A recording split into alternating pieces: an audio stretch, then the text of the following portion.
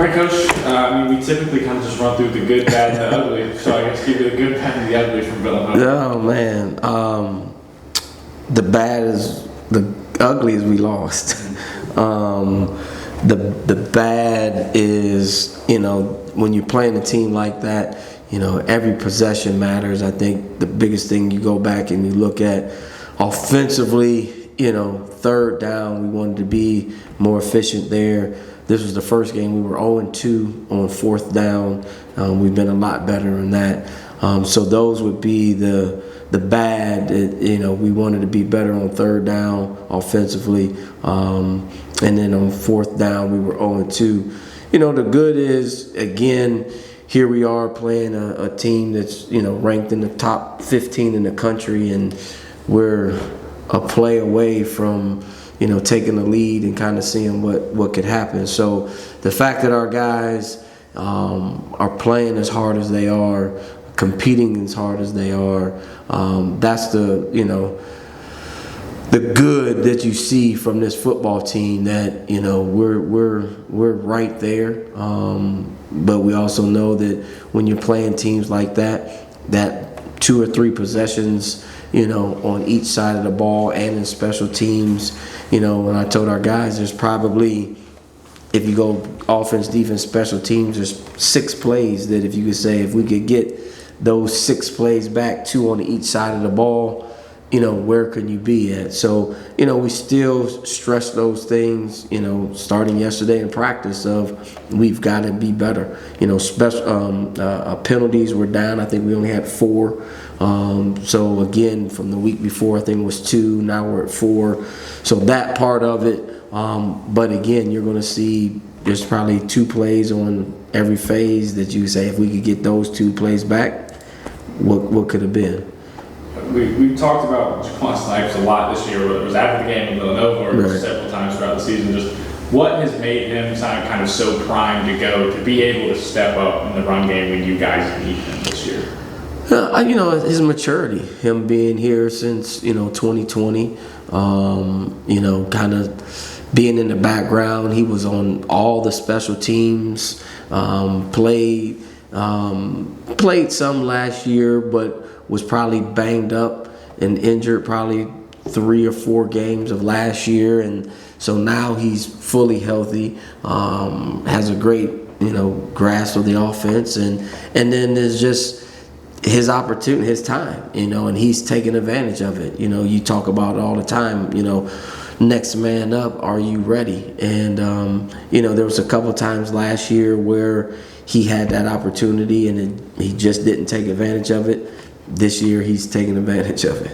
As a former running backs coach, and kind of being with him, I guess more on a day-to-day than you are now, maybe. Right. What is it like to see him, it's great to see his growth. Come in as a freshman, not as strong as he wanted to be because he came in with some injuries, coming out of high school, and so to see that process going, and then just the growth. You come in at 17, 18 years old, now you're 21, 22 years old. You can see, and that's what you, as a coach, that's what you hope you get from all of your players, that, hey, you come in as a freshman, some of them are a little immature, some of them aren't strong enough, some of them don't understand the game, the speed of the game, and you would hope that by the time you become a senior, those things start to show themselves in the weight room, spring ball, winter conditioning, training, summer camp. So now when you're juniors and seniors, you get to see, that growth. And that's what you hope for all your guys, as they matriculate through. I was looking, you guys haven't had Xavier on defense for the last couple games. Just what's his status, and do you think you guys be getting him back soon? I don't know. It's kind of a day-to-day deal or week-to-week deal with us. But again, our guys just have to go. We prepared that we're not going to get him back. And that's how you have to treat it, And our guys have stepped up. He's been a great leader for us. Even when he doesn't practice, he's still out there at practice, coaching those guys up, giving them leadership stuff. And so we just... hopefully we can. I know he would love to probably for next week for sure, but we'll see. Speaking of the guys who kind of stepped up, obviously at that linebacker spot, Matthew Canty, All-CA rookie a couple weeks ago. Just what have you seen from him this year?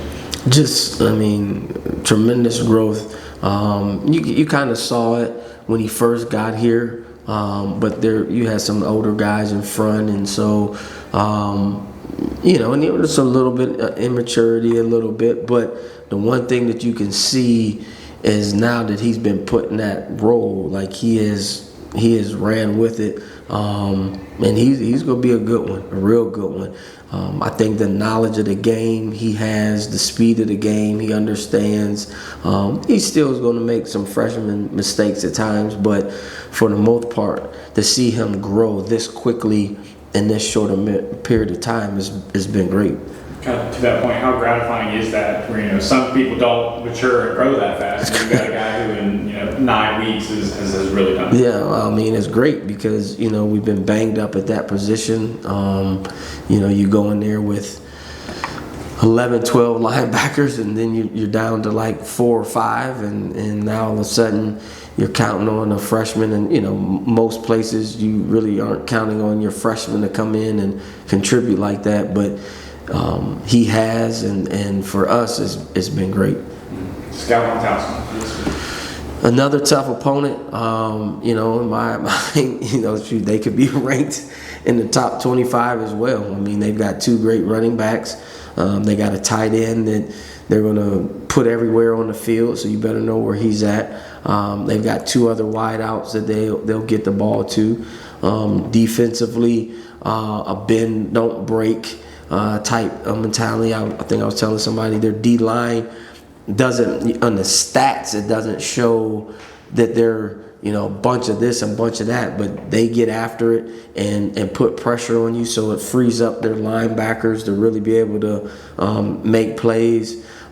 Secondary wise, they're going to give you a lot of different looks in the secondary, so you got to be ready for that. And then special teams wise, they do a lot on kickoff.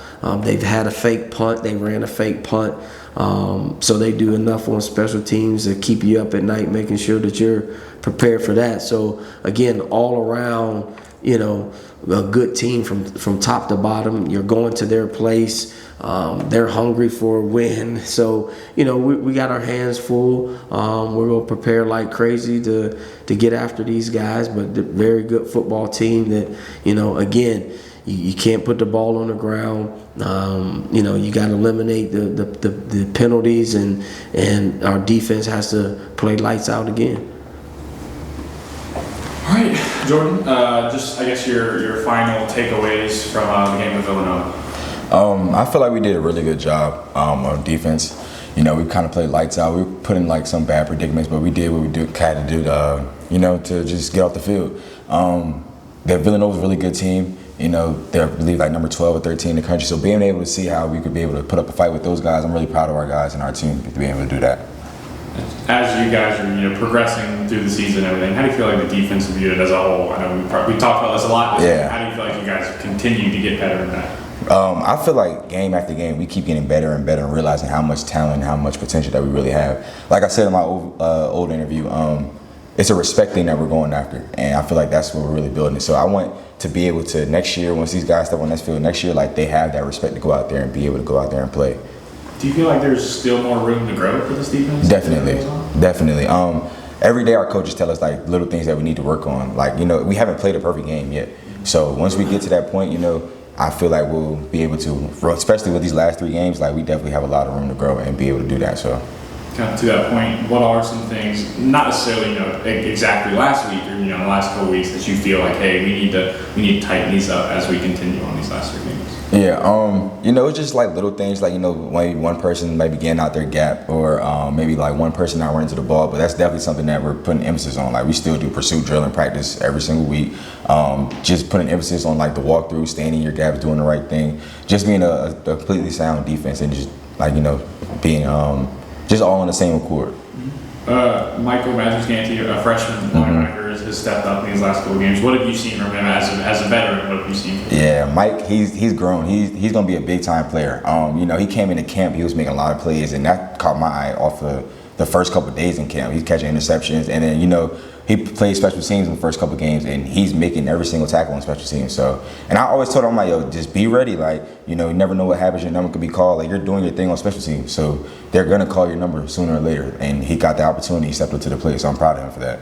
What has it been like to see, as a veteran, a young guy like him come in, kind of be patient in his role, and then get an opportunity as the season goes on? Yeah, I like it. Like, I love it because it's like I said, he stayed down and he got his opportunity to do it, and he did. And he was playing on my side of the defense as well, so I was able to really kind of talk to him and like groom him a little bit and be able to get into his head and build confidence in him and tell him like he's good enough to play on this field right now. Like, it's not high school, it's college, but you're good enough to be on this field. So just go ahead and prove that to yourself. Touched on it a little bit there, but what are some things that you see in him that he does really well on the field? So Mike, he's quick. He can move. Like, I believe he played safety in high school and he moved a linebacker. So he's able to just move out there like he plays DB, but he also can play physical and be like a linebacker. So definitely things like that. He always has a nose for the ball. He's always around the ball. So what have you seen from Towson on tape so far? Towson, they're a good team. I'm not gonna sugarcoat it, not gonna play down to them. But they have that big tight end that they like to get the ball to. So that's gonna be an emphasis on our game this week, trying to stop that guy. They have a pretty good guy on the outside, pretty good quarterback. So just things that we're gonna do to dial in and just be ready for that. Okay.